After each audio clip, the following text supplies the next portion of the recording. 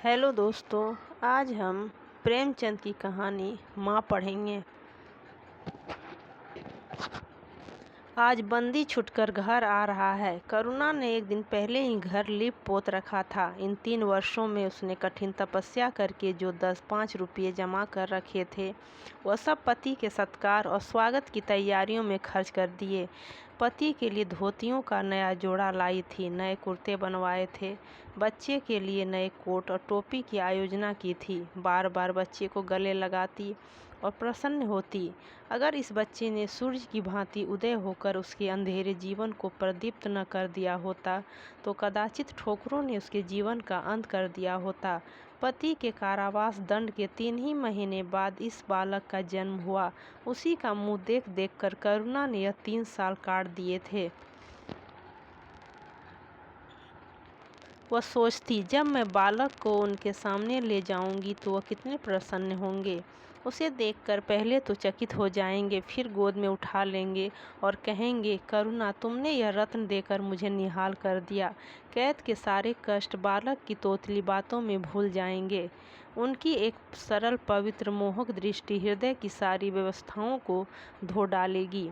इस कल्पना का आनंद लेकर वह फूली न समाती थी।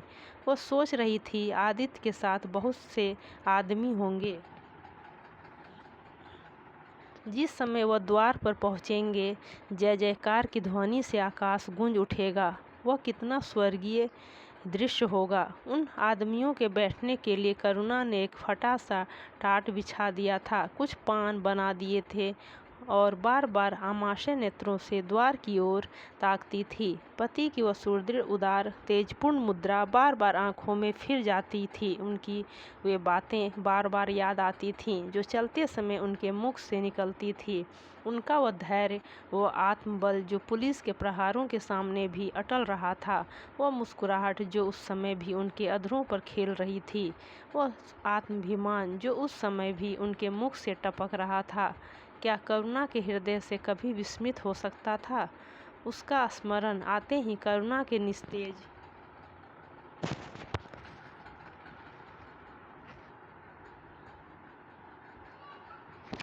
मुख पर आत्मगौरव की लालिमा छा गई। यही वह अवलंब था जिसने इन 3 वर्षों की घोर यातनाओं में भी उसके हृदय को आश्वासन दिया था। कितनी ही रातें फाकों से गुजरी, बहुधा घर में दीपक जलने की नौबत भी न आती थी, पर दीनता के आंसू कभी उसकी आंखों से न गिरे। आज उन सारी विपत्तियों का अंत हो जाएगा। पति के प्रगाढ़ आलिंगन में वह सब कुछ हंसकर झेल लेगी। वह अनंत निधि पाकर फिर उसे कोई अभिलाषा न रहेगी। गगन पथ का चिरगामी लपका हुआ विश्राम की ओर चला जाता था, जहाँ संध्या ने सुनहरा फर्श सजाया था और उज्जवल पुष्पों की सेज बिछा रखी थी। उसी समय करुणा को एक आदमी लाठी टेकता आता दिखाई दिया, मानो किसी जीर्ण मनुष्य की वेदना ध्वनि हो। पग पग पर रुक कर खांसने लगता था। उसका सिर झुका हुआ था। करुणा उसका चेहरा न देख सकती थी, लेकिन चाल ढाल से कोई बूढ़ा आदमी मालूम होता था। पर एक क्षण में जब वह समीप आ गया तो करुणा पहचान गई, वह उसका प्यारा पति ही था। किंतु शोक, उसकी सूरत कितनी बदल गई थी। वह जवानी, वह तेज, वह चपलता, वह सुगठन सब प्रस्थान कर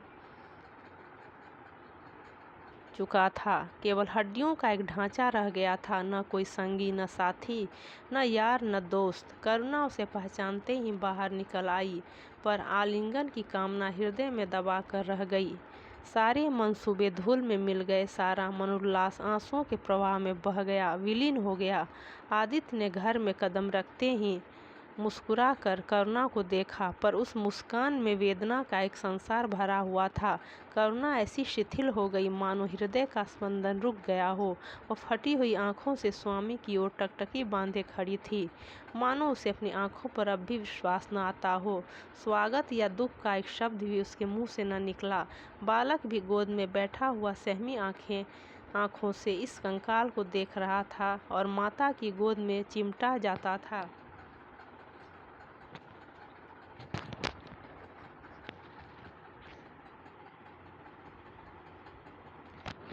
आखिर उसने कातर स्वर में कहा, यह तुम्हारी क्या दशा है, बिल्कुल पहचाने नहीं जाते। आदित्य ने उसकी चिंता को शांत करने के लिए मुस्कुराने की चेष्टा करके कहा, कुछ नहीं, जरा दुबला हो गया हूँ, तुम्हारे हाथों का भोजन पाकर फिर स्वस्थ हो जाऊँगा। करुणा, छी, सूख कर कांटा हो गए, क्या वहाँ भरपेट भोजन नहीं मिला? तुम कहते थे राजनीतिक आदमियों के साथ बड़ा अच्छा व्यवहार किया जाता है, और वह तुम्हारे साथ ही क्या हो गए, जो तुम्हें आठों पहर घेरे रहते थे और तुम्हारे पसीने की जगह खून बहाने को तैयार रहते थे। आदित्य के तेवरियों का पर बल पड़ गए। बोले, यह बड़ा ही कटु अनुभव है करुणा। मुझे न मालूम था कि मेरे कैद होते ही लोग मेरी ओर से यूं आंखें फेर लेंगे, कोई बात भी न पूछेगा। राष्ट्र के नाम पर मिटने वालों का यही पुरस्कार है। यह मुझे न मालूम था। जनता अपने सेवकों को बहुत जल्द भूल जाती है, यह तो मैं जानता था, लेकिन अपने सहयोगी और सहायक इतने बेवफा होते हैं, इसका मुझे यह पहला ही अनुभव हुआ। लेकिन मुझे किसी से शिकायत नहीं। सेवा स्वयं अपना पुरस्कार है। मेरी भूल थी कि मैं इसके लिए यश और नाम चाहता था। करुणा, तो क्या वहाँ भोजन भी न मिलता था? आदित्य, यह न पूछो करुणा, बड़ी करुण कथा है। बस यही गनीमत समझो कि जीता लौट आया। तुम्हारे दर्शन बड़े थे, नहीं कष्ट तो ऐसे ऐसे उठाए कि अब तक मुझे प्रस्थान कर जाना चाहिए था। मैं जरा लेटूंगा, खड़ा नहीं रहा जाता। दिन भर में इतनी दूर आया हूँ। करुणा, चल कर कुछ खा लो तो आराम से लेटो। बालक को गोद में उठाकर, बाबूजी हैं बेटा, तुम्हारे बाबूजी, इनकी गोद में जाओ, तुम्हें प्यार करेंगे।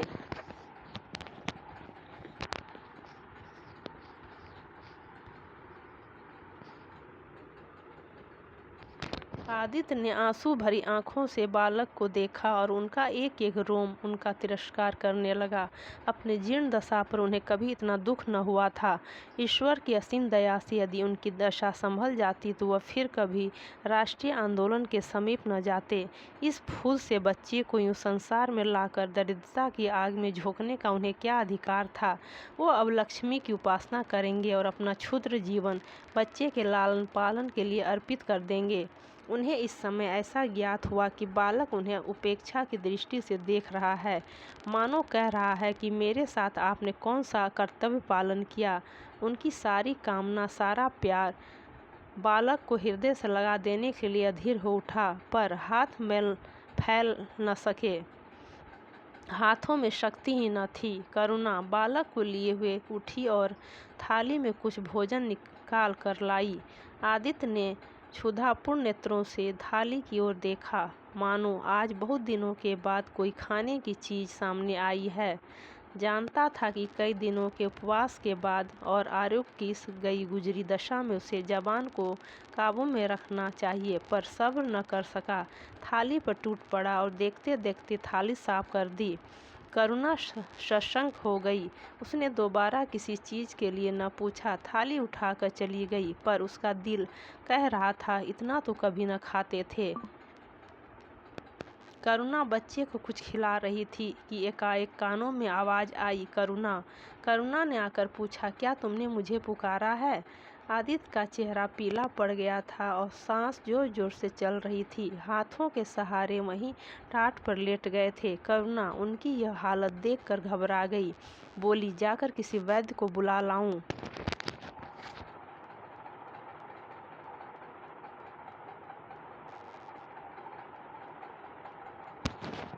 करुणा ने सिसकियों को दबाते हुए कहा, मैं वैद्य को लेकर अभी आती हूँ। आदित्य ने फिर सिर हिलाया, नहीं करुणा, केवल मेरे पास बैठी रहो। अब किसी से कोई आशा नहीं है, डॉक्टरों ने जवाब दे दिया है। मुझे तो यह आश्चर्य है कि यहाँ पहुँच कैसे गया। न जाने कौन दैवी शक्ति मुझे वहाँ से खींच लाई। कदाचित यह इस बुझते हुए दीपक की अंतिम झलक थी। आह, मैंने तुम्हारे साथ बड़ा अन्याय किया, इसका मुझे हमेशा दुख रहेगा। मैं तुम्हें कोई आराम न दे सका, तुम्हारे लिए कुछ न कर सका, केवल सुहाग का दाग लगाकर और एक बालक के पालन का भार छोड़कर चला जा रहा हूँ। आह, करुणा ने हृदय को दृढ़ करके कहा, तुम्हें कहीं दर्द तो नहीं है? आग बना लाऊं? कुछ बताते क्यों नहीं? आदित्य ने करवट बदल कर कहा, कुछ करने की जरूरत नहीं प्रिय, कहीं दर्द नहीं, बस ऐसा मालूम हो रहा है कि दिल बैठा जाता है, जैसे पानी में डूबा जाता हूँ। जीवन की लीला समाप्त हो रही है। दीपक को बुझते हुए देख रहा हूँ, कह नहीं सकता कब आवाज़ बंद हो जाए। जो कुछ कहना है वह कह डालना चाहता हूँ, क्यों वह लालसा ले जाऊँ? मेरे एक प्रश्न का जवाब दोगी? पूछूँ? करुणा के मन की सारी दुर्बलता, सारा शोक, सारी वेदना मानो लुप्त हो गई और उनकी जगह उस आत्मबल का उदय हुआ जो मृत्यु पर हंसता है और विपत्ति के सांपों से खेलता है। रत्न जटित मखमली म्यान में जैसे तेज तलवार छिपी रहती है, जल के कोमल प्रवाह में जैसे असीम शक्ति छिपी रहती है, वैसे ही रमणी का कोमल हृदय साहस और धैर्य को अपनी गोद में छिपाए रहता है। क्रोध जैसे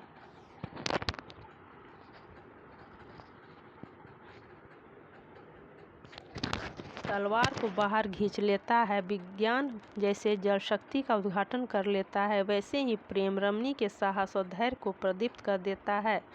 करुणा ने पति के सिर पर हाथ रखते हुए कहा, पूछते क्यों नहीं प्यारे? आदित्य ने करुणा के हाथों के कोमल स्पर्श का अनुभव करते हुए कहा, तुम्हारे विचार में मेरा जीवन कैसा था? बधाई के योग्य। देखो, तुमने मुझसे कभी पर्दा नहीं रखा। इस समय भी स्पष्ट कहना, तुम्हारे विचार में मुझे अपने जीवन पर हंसना चाहिए या रोना चाहिए? करुणा ने उल्लास के साथ कहा, यह प्रश्न क्यों करते हो प्रियतम? क्या मैंने तुम्हारी उपेक्षा कभी की है? तुम्हारा जीवन देवताओं का सा जीवन था, निस्वार्थ, लिप्त और आदर्श। विघ्न बाधाओं से तंग आकर मैंने तुम्हें कितनी ही बार संसार की ओर खींचने की चेष्टा की है, पर उस समय भी मैं मन में जानती थी कि मैं तुम्हें ऊंची आसन से गिरा रही हूँ।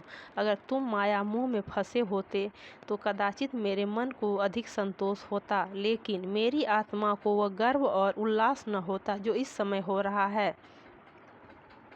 मैं अगर किसी को बड़े से बड़ा आशीर्वाद दे सकती हूँ तो वह यही होगा कि उसका जीवन तुम्हारे जैसा हो। यह कहते कहते करुणा का आभाहीन मुखमंडल ज्योतिर्मय हो गया, मानो उसकी आत्मा दिव्य हो गई हो। आदित्य ने सगर्व नेत्रों से करुणा को देखकर कहा, बस अब मुझे संतोष हो गया। करुणा, इस बच्चे की ओर से मुझे कोई शंका नहीं है। मैं उसे इससे अधिक कुशल हाथों में नहीं छोड़ सकता। मुझे विश्वास है कि जीवन भर यह ऊंचा और पवित्र आदर्श सदैव तुम्हारे सामने रहेगा। अब मैं मरने को तैयार हूँ। 7 वर्ष बीत गए।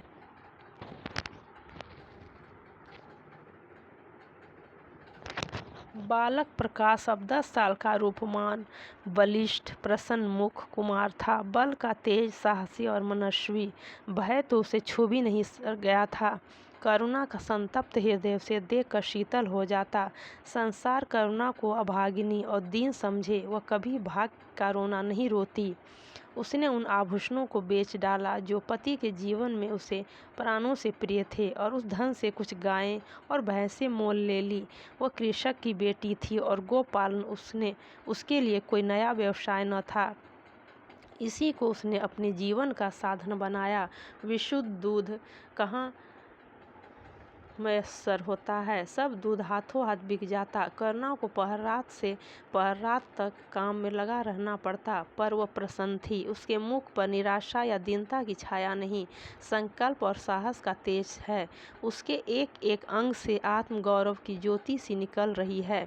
आँखों में एक दिव्य प्रकाश है, गंभीर, अथाह और असीम। सारी वेदनाएं, वैधव्य का शोक और विधि का निर्मम प्रहार, सब उस प्रकाश की गहराई में विलीन हो गया है।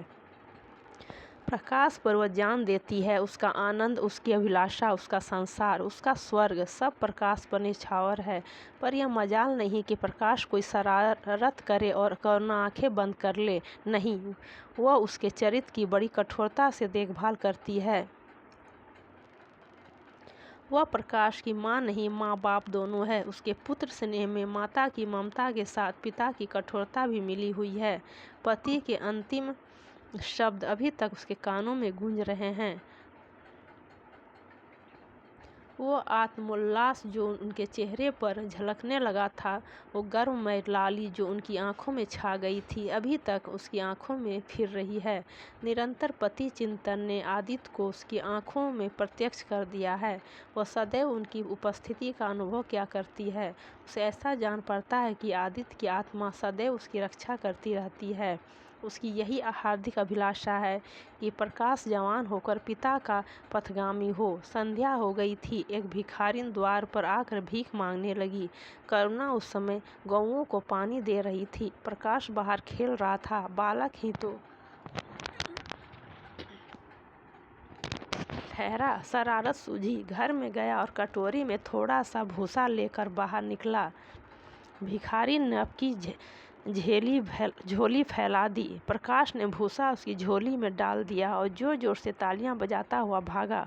भिखारी ने अग्निमय नेत्रों से देखकर कहा, वाह रे लाडले, मुझसे हंसी करने चला है। यही माँ बाप ने सिखाया है। तब तो खूब कुल का नाम जगाओगे। करुणा उसकी बोली सुनकर बाहर निकल आई और पूछा, क्या है माता, किसे कह रही हो? भिखारी ने प्रकाश की तरफ इशारा करके कहा, वह तुम्हारा लड़का है ना? देखो, कटोरी में भूसा भरकर मेरी झोली में डाल गया है। चुटकी भर आटा था, वह भी मिट्टी में मिल गया। कोई इस तरह दुखियों को सताता है? सबके दिन एक से नहीं रहते। आदमी को घमंड न करना चाहिए। करुणा ने कठोर स्वर में पुकारा, प्रकाश।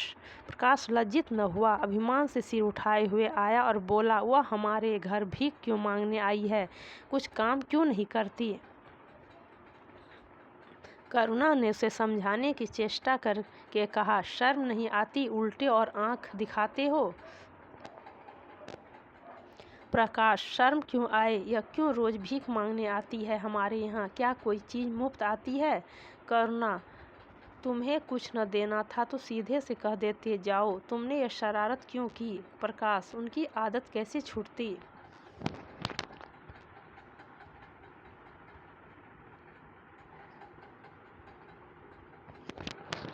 करुणा ने बिगड़ कर कहा, तुम अब पीटोगे मेरे हाथों?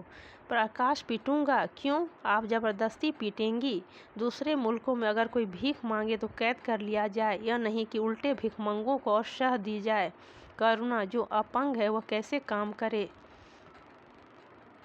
प्रकाश, तो जाकर डूब मरे, जिंदा क्यों रहती है? करुणा निरुत्तर हो गई। बुढ़िया को तो उसने आटा दाल देकर विदा किया, किंतु प्रकाश का कुतर्क उसके हृदय में फोड़े के समान टीसता रहा। उसने यह धृष्टता, यह अविनय कहाँ सीखी? रात को भी उसे बार बार यही ख्याल सताता रहा। आधी रात के समीप एकाएक प्रकाश की नींद टूटी। लालटेन जल रही है और करुणा बैठी रो रही है। उठ बैठा और बोला, अम्मा, अभी तुम सोई नहीं? करुणा ने मुंह फेर कर कहा, नींद नहीं आई? तुम कैसे जग गए? प्यास तो नहीं लगी है? प्रकाश, नहीं अम्मा, न जाने क्यों आँख खुल गई। मुझसे आज बड़ा अपराध हुआ अम्मा। करुणा ने उसे मुख की ओर स्नेह के नेत्रों से देखा। प्रकाश, मैंने आज बुढ़िया के साथ बड़ी नटखट की, मुझे क्षमा करो। फिर कभी ऐसी शरारत न करूँगा।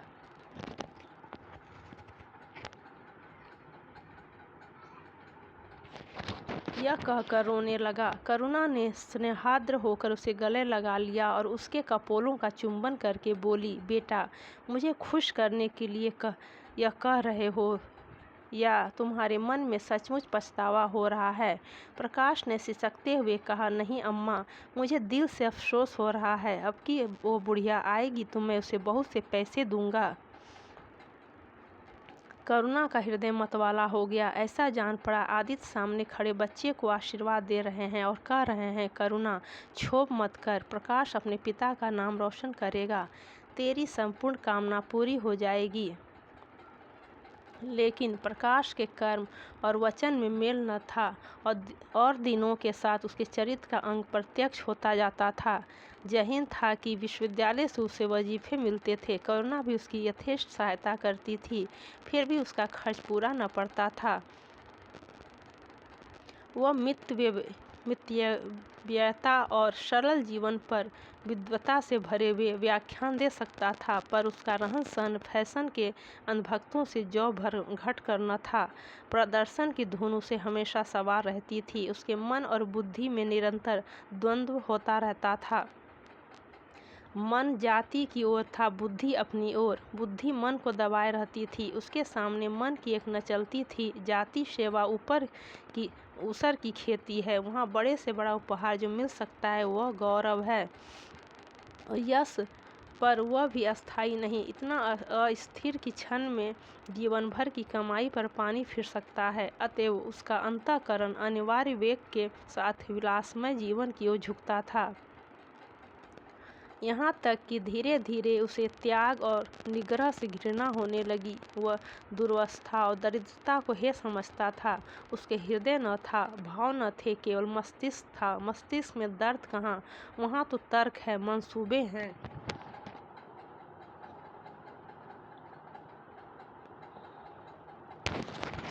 सिंध में बाढ़ आई, हजारों आदमी तबाह हो गए। विश्वविद्यालय ने वहाँ एक सेवा समिति भेजी। प्रकाश के मन में द्वंद्व होने लगा, जाऊँ या न जाऊँ। इतने दिनों अगर वह परीक्षा की तैयारी करे तो प्रथम श्रेणी में पास हो। चलते समय उसने बीमारी का बहाना कर दिया। करुणा ने लिखा, तुम सिंध न गए, इसका मुझे दुख है। तुम बीमार रहते हुए भी वहाँ जा सकते थे। समिति में चिकित्सक भी थे। प्रकाश ने पत्र का उत्तर न दिया। उड़ीसा में अकाल पड़ा, प्रजा मक्खियों की तरह मरने लगी। कांग्रेस ने पीड़ितों के लिए एक मिशन तैयार किया। उन्हीं दिनों विद्यालयों ने इतिहास के छात्रों को ऐतिहासिक खोज के लिए लंका भेजने का निश्चय लिया। करुणा ने प्रकाश को लिखा, तुम उड़ीसा जाओ। किंतु प्रकाश लंका जाने को लालायित था। वह कई दिन इसी दुविधा में रहा कि अंत को सिलोन ने उड़ीसा पर विजय पाई। करुणा ने अब की उसे कुछ न लिखा, चुपचाप रोती रही।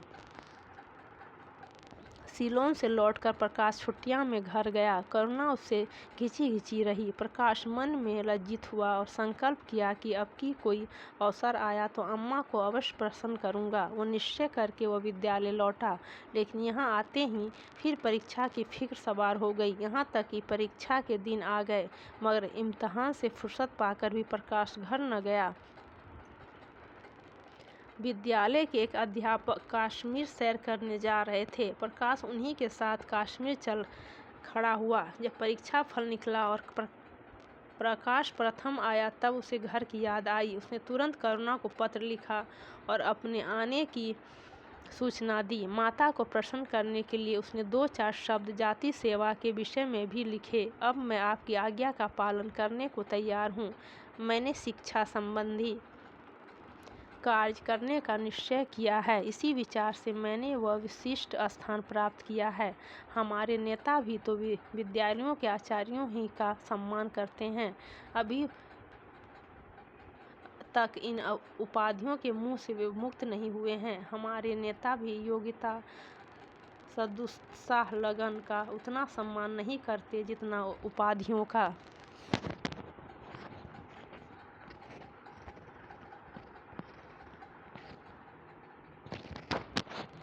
अब मेरी इज्जत करेंगे और जिम्मेदारी को काम सौंपेंगे जो पहले मांगे भी न मिलता। करुणा की आस फिर बंधी।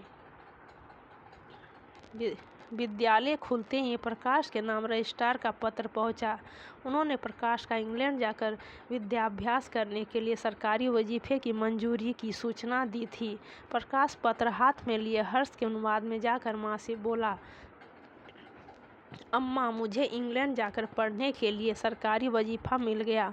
करुणा ने उदासीन भाव से पूछा, तो तुम्हारा क्या इरादा है? प्रकाश, मेरा इरादा ऐसा अवसर पाकर भला कौन छोड़ता है? करुणा, तुम तो स्वयंसेवकों में भर्ती होने जा रहे थे। प्रकाश, तो आप समझती हैं कि स्वयंसेवक बन जाना ही जाति सेवा है? मैं इंग्लैंड से आकर भी तो सेवा काज कर सकता हूँ। और अम्मा, सच पूछो तो एक मजिस्ट्रेट अपने देश का जितना उपकार कर सकता है उतना 1000 स्वयंसेवक मिलकर भी नहीं कर सकते। मैं तो सिविल सर्विस की परीक्षा में बैठूंगा और मुझे विश्वास है कि सफल हो जाऊंगा। करुणा ने चकित होकर पूछा, तो क्या तुम मजिस्ट्रेट हो जाओगे? प्रकाश सेवा भाव रखने वाला एक मजिस्ट्रेट कांग्रेस के 1000 सभापतियों से ज़्यादा उपकार कर सकता है। अखबारों में उसकी लंबी लंबी तारीफें न छपेंगी, उसकी वक्तृताओं पर तालियां न बजेगी, जनता उसके जुलूस की गाड़ी न खींचेगी और न विद्यालयों के छात्र उसको अभिनंदन पत्र देंगे। पर सच्ची सेवा मजिस्ट्रेट ही कर सकता है। करुणा ने आपत्ति के भाव से कहा, लेकिन यही मजिस्ट्रेट तो जाति के सेवकों को सजाएं देते हैं, उन पर गोलियां चलाते हैं। प्रकाश, अगर मजिस्ट्रेट के हृदय में परोपकार का भाव है तो वह नरमी से वही काम करता है और दूसरे गोलियां चलाकर भी नहीं कर सकते। करुणा, मैं यह नहीं मानूंगी। सरकार अपने नौकरों को इतनी स्वाधीनता नहीं देती, वह एक नीति बना देती है और हर एक सरकारी नौकर को उसका पालन करना पड़ता है। सरकार की पहली नीति यह है कि वह दिन दिन अधिक संगठित और दृढ़ हो। इसके लिए स्वाधीनता के भावों का दमन करना जरूरी है। अगर कोई मजिस्ट्रेट इस नीति के विरुद्ध काम करता है तो वो मजिस्ट्रेट न रहेगा, वह हिंदुस्तानी था जिसने तुम्हारे बाबूजी को जरा सी बात पर 3 साल की सज़ा दे दी। इसी सज़ा ने उनके प्राण ले लिए। बेटा, मेरी इतनी बात मानो। सरकारी पदों पर न गिरो। मुझे यह मंजूर है कि तुम मोटा खाकर और मोटा पहनकर देश की कुछ सेवा करो, इसके बदले कि तुम हाकिम बन जाओ और शान से जीवन बिताओ। यह समझ लो कि जिस दिन तुम हाकिम की कुर्सी पर बैठोगे उस दिन से तुम्हारा दिमाग हाकिमों का सा हो जाएगा। तुम यही चाहोगे कि अफसरों में तुम्हारी नेकनामी और तरक्की हो। एक गंवारू मिसाल लो। लड़की जब तक मैके में कुंवारी रहती है वह अपने को उसी घर की समझती है, लेकिन जिस दिन ससुराल चली जाती है वह अपने घर को दूसरों का घर समझने लगती है। माँ बाप भाई बंद सब वही रहते हैं, लेकिन वह घर अपना नहीं रहता। यही दुनिया का दस्तूर है।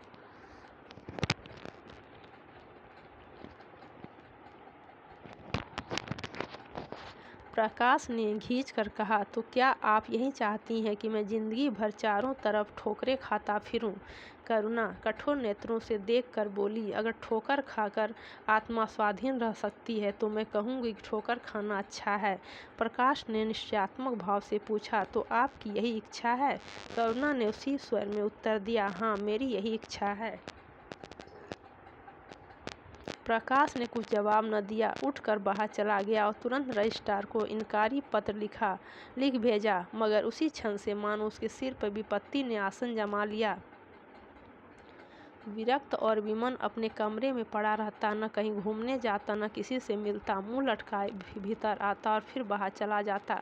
यहाँ तक कि महीना गुजर गया, न चेहरे पर वो लाली रही, न वो ओज आंखें अनाथों की मुख की भांति याचना से भरी हुई होठ हंसना भूल गए। मानो उन इनकारी पत्रों के साथ उसकी सारी सजीवता और चपलता, सारी सरलता विदा हो गई। करुणा उसके मनोभाव समझती थी और उसके शोक को भुलाने की चेष्टा करती थी, पर रूठे देवता प्रसन्न न होते थे। आखिर एक दिन उसने प्रकाश से कहा, बेटा, अगर तुमने विलायत जाने की ठान ही ली है तो चले जाओ, मना न करूँगी। मुझे खेद है कि मैंने तुम्हें रोका। अगर मैं जानती कि तुम्हें इतना आघात पहुँचेगा तो कभी न रोकती। मैंने तो केवल इस विचार से रोका था कि तुम्हें जाति सेवा में मग्न देखकर तुम्हारे बाबूजी की आत्मा प्रसन्न होगी। उन्होंने चलते समय यही वसीयत की थी। प्रकाश ने रुखाई से जवाब दिया, अब क्या जाऊंगा, इनकारी खत लिख चुका। मेरे लिए कोई अब तक बैठा थोड़े ही होगा, कोई दूसरा लड़का चुन लिया होगा।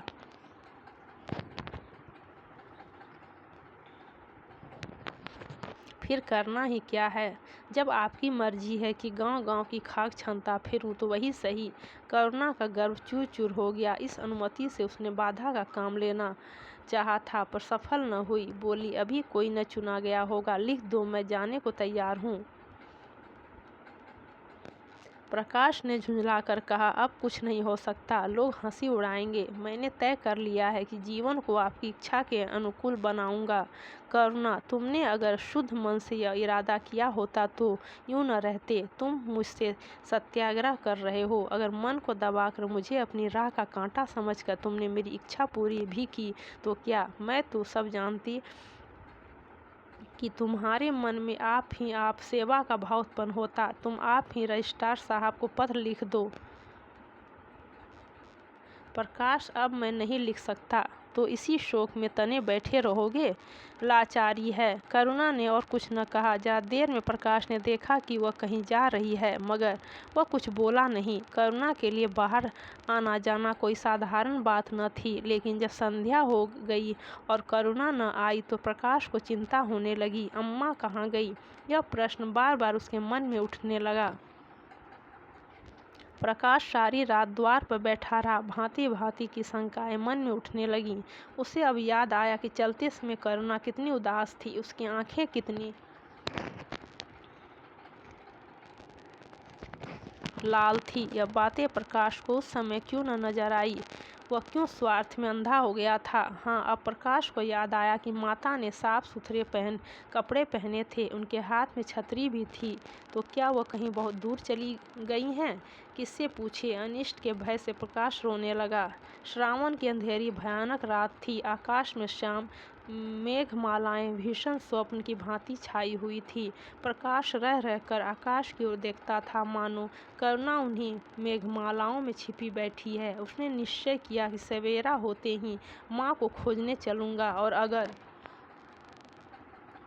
किसी ने द्वार खटखटाया, प्रकाश ने दौड़कर खोला तो देखा करुणा खड़ी है। उसका मुखमंडल इतना खोया हुआ, इतना करुण था, जैसे आज ही उसका सुहाग उठ गया है, जैसे संसार में अब उसके लिए कुछ नहीं रहा, जैसे वह नदी के किनारे खड़ी अपनी लदी हुई नाव को डूबते देख रही है और कुछ कर नहीं सकती। प्रकाश ने अधीर होकर पूछा, अम्मा कहाँ चली गई थी? बहुत देर लगाई। करुणा ने भूमि की ओर ताकते हुए जवाब दिया, एक काम से गई थी, देर हो गई।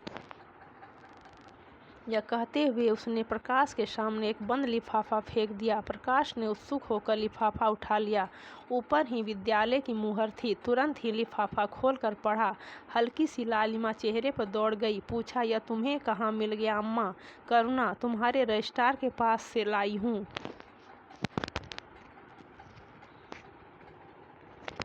क्या तुम वहाँ चली गई थी? और क्या करती? कल तो गाड़ी का समय न था, मोटर ले ली थी। प्रकाश एक क्षण तक मौन खड़ा रहा, फिर कुंठित स्वर में बोला, अब तुम्हारी इच्छा नहीं है कि मुझे कोई क्यों भेज रही हो? करुणा ने विरक्त भाव से कहा, इसलिए कि तुम्हारी जाने की इच्छा है। तुम्हारा यह मलिन वेश नहीं देखा जाता। अपने जीवन के 20 वर्ष तुम्हारी हित कामना पर अर्पित कर दिए। अब तुम्हारी महत्वाकांक्षा की हत्या नहीं कर सकती। तुम्हारी यात्रा सफल हो, यही हमारी हार्दिक अभिलाषा है। करुणा का कंठ रुंध गया और कुछ न कह सकी। प्रकाश उसी दिन से यात्रा की तैयारियां करने लगा। करुणा के पास जो कुछ था वो सब खर्च हो गया। कुछ ऋण भी लेना पड़ा। नए सूट बने, सूटकेस लिए गए। प्रकाश अपनी धुन में मस्त था। कभी किसी चीज़ की फरमाइश लेकर आता, कभी किसी चीज़ का। करुणा इस एक सप्ताह में इतनी दुर्बल हो गई है, उसके बालों पर कितनी सफ़ेदी आ गई है, चेहरे पर कितनी झुर्रियाँ पड़ गई हैं, यह उसे कुछ न नजर आता। उसकी आंखों में इंग्लैंड के दृश्य समाये हुए थे। महत्वाकांक्षा आंखों पर पर्दा डाल देती है।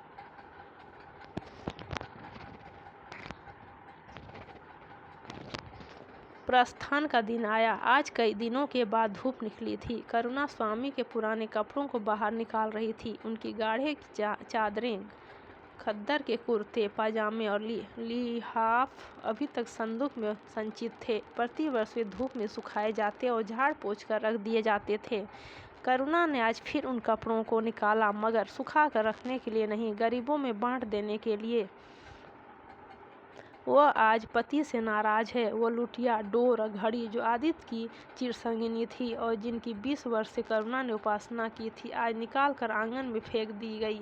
वह झोली जो बरसों आदित्य के कंधों पर आरूढ़ रह चुकी थी, आज कूड़े में डाल दी गई। वो चित्र जिसके सामने 20 वर्ष से करुणा सिर झुकाती थी, आज वही निर्दयता से भूमि पर डाल दिया गया।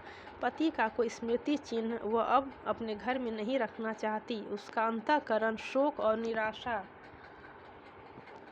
से विदीर्ण हो गया है, और पति के सिवा वह किसी पर क्रोध उतारे कौन उसका अपना है? वह किससे अपनी व्यथा कहे, किसे अपनी छाती चीर कर दिखाए? वह होते तो क्या आप प्रकाश दास्ता की जंजीर गले में डालकर फुला न समाता? उसे कौन समझाए कि आदित्य भी इस अवसर पर पछताने के सिवा और कुछ न कर सकते। प्रकाश के मित्रों ने आज उसे विदाई का भोज दिया था। वहाँ से वह संध्या समय कई मित्रों के साथ मोटर पर लौटा। सफ़र का सामान मोटर पर रख दिया गया। तब वह अंदर आकर माँ से बोला, अम्मा जाता हूँ। बम्बई पहुंचकर पत्र लिखूंगा। तुम्हें मेरी कसम, रोना मत और मेरे खतों का जवाब बराबर देना। जैसे किसी लाश को बाहर निकालते समय संबंधियों का धैर्य छूट जाता है, रुके हुए आंसू निकल पड़ते हैं और शोक की तरंगें उठने लगती हैं। वही दशा करुणा की हुई। कलेजे में एक हाहाकार हुआ जिसने उसकी दुर्बल आत्मा के एक एक अणु को कंपा दिया। मालूम हुआ पांव पानी में फिसल गया है और वह लहरों में बही जा रही है। उसके मुख से शोक या आशीर्वाद का एक शब्द भी न निकला।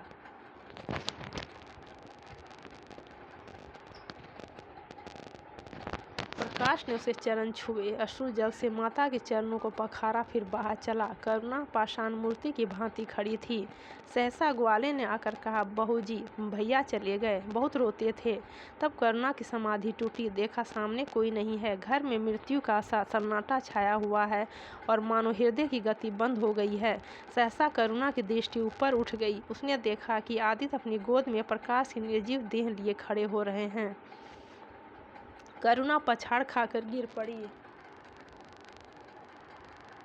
करुणा जीवित थी, पर संसार से उसका कोई नाता न था। उसका छोटा सा संसार, जिसे उसने अपनी कल्पनाओं के हृदय में रचा था, स्वप्न की भांति अनंत में विलीन हो गया था। जिस प्रकाश को सामने देखकर वह जीवन की अंधेरी रात में भी हृदय में आशाओं की संपत्ति लिए जी रही थी, वह बुझ गया था और संपत्ति लूट गई। अब न कोई आश्रय था और न उसकी जरूरत। जिन गऊओं को वह दोनों वक्त अपने हाथों से दाना चारा देती और सहलाती थी, वे अब खूंटे पे बंधी निराश नेत्रों से द्वार की ओर ताकती रहती थीं। बछड़ों को गले लगाकर पुचकारने वाला अब कोई न था। जिसके लिए दूध दूहे, मट्ठा निकाले, खाने वाला कौन था? करुणा ने अपने छोटे से संसार को अपने ही अंदर समेट लिया था। किंतु एक ही सप्ताह में करुणा के जीवन ने फिर रंग बदला। उसका छोटा सा संसार फैलते फैलते विश्वव्यापी हो गया। जिस लंगर ने नौका को तट से एक केंद्र पर बांध रखा था, वो उखड़ गया। अब नौका सागर के अशेष विस्तार में भ्रमण करेगी, चाहे वह उद्दाम तरंगों के वक्ष में ही क्यों न विलीन हो जाए।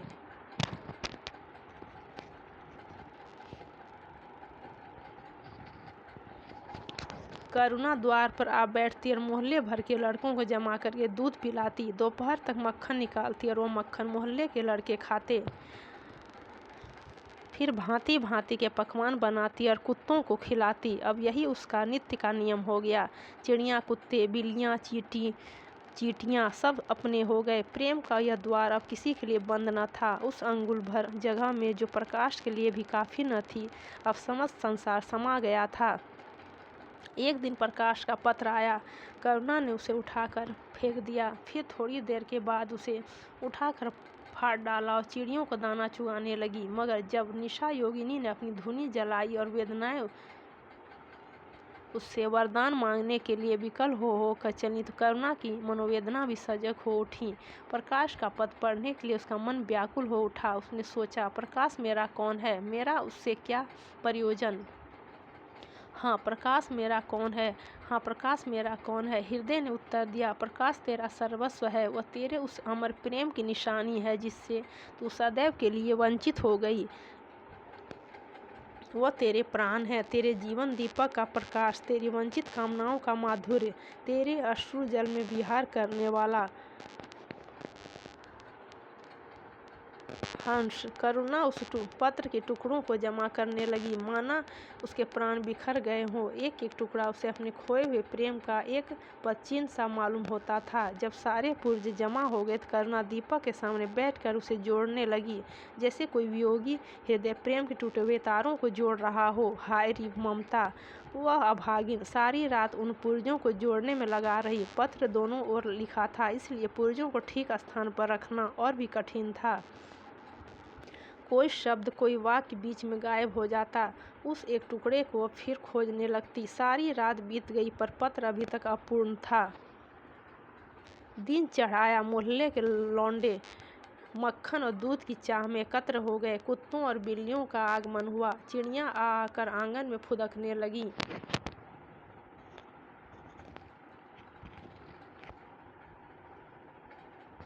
ओखली पर बैठी कोई तुलसी के चौतरे पर करुणा को सिर उठाने तक की फुर्सत नहीं।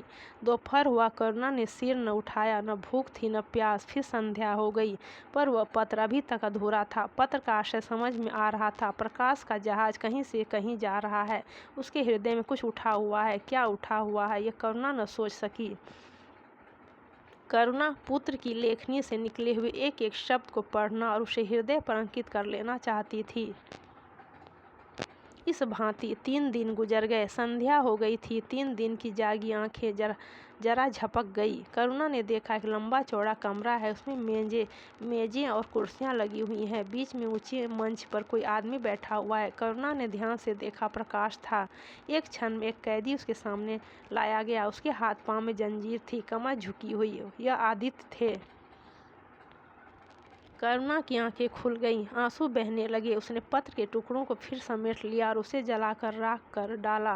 राख की एक चुटकी के सिवा वहाँ कुछ न रहा जो उसके हृदय में विदीर्ण किए डालती थी।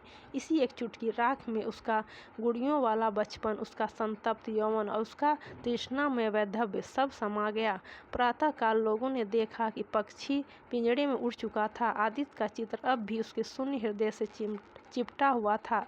भग्न हृदय पति की स्नेह स्मृति में विश्राम कर रहा था और प्रकाश का जहाज यूरोप चला जा रहा था।